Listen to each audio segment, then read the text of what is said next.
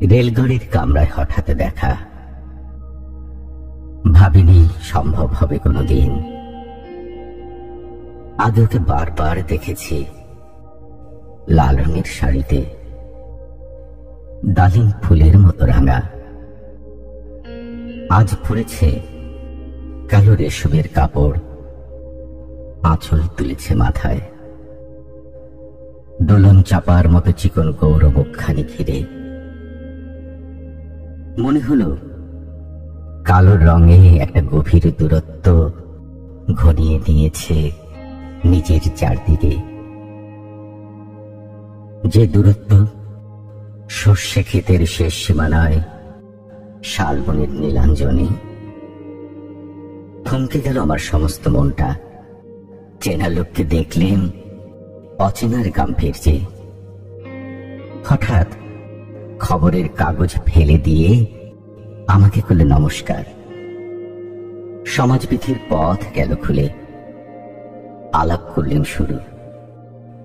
কেমন আছো, কেমন চলছে সংসার ইত্যাদি। সে রইল জানালার বাইরের দিকে চেয়ে, যেন কাছের দিনের ছোঁয়াচ পার হওয়া চাহনিতে। দিলে অত্যন্ত ছোট দুটো একটা জবাব, কোনোটা বা দিলেই না। বুঝিয়ে দিলে হাতের অস্থিরতায়, কেন সব কথা? এর চেয়ে অনেক ভালো চুপ করে থাকা। আমি ছিলাম অন্য বেঞ্চিতে ওর সাথীদের সাথে। এক সময় আঙুল নেড়ে জানালে কাছে আসতে। মনে হলো কম সাহস নয়। বসলুম ওরা এক বেঞ্চিতে। গাড়ির আওয়াজের আড়ালে বললে মৃদু স্বরে, কিছু মনে করো না। সময় কথা সময় নষ্ট করবার। আমাকে নামতে হবে পরের স্টেশনে। দূরে যাবে তুমি, দেখা হবে না আর কোনোদিনই। তাই যে প্রশ্নটার জবাব এতকাল থেমে আছে, শুনবো তোমার মুখে।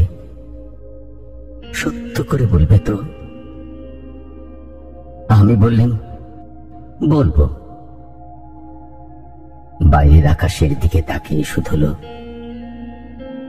আমাদের গেছে যে দিন, একেবারেই কি গেছে, কিছুই কি নেই বাকি।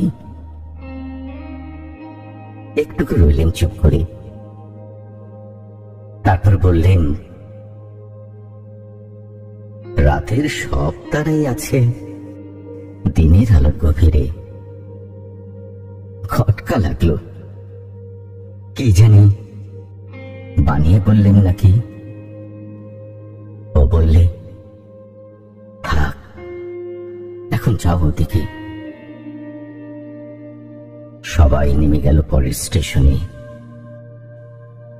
আমি চললেন।